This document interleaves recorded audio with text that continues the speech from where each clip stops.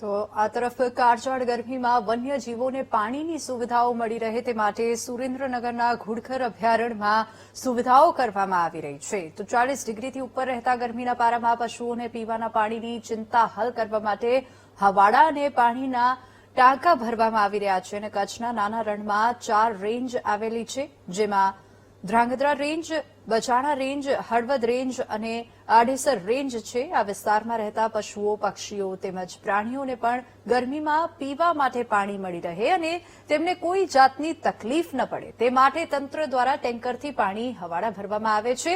આ અભયારણ્યમાં અંદાજિત 70 થી વધુ હવાડા તેમજ પાણીની કુંડી ભરવામાં આવે છે. અન્ય જે વન્યજીવો છે એને નિયમિત પાણી મળી રહે એના માટે આપણે સાગરપાડા તદુપરાંત પાણીના આર્ટિફિશિયલ પોઈન્ટ બનાવેલા છે, જેમાં પાણીના હવાડા ખાસ કરીને આપણે નિયમિત રીતે ભરીએ છીએ.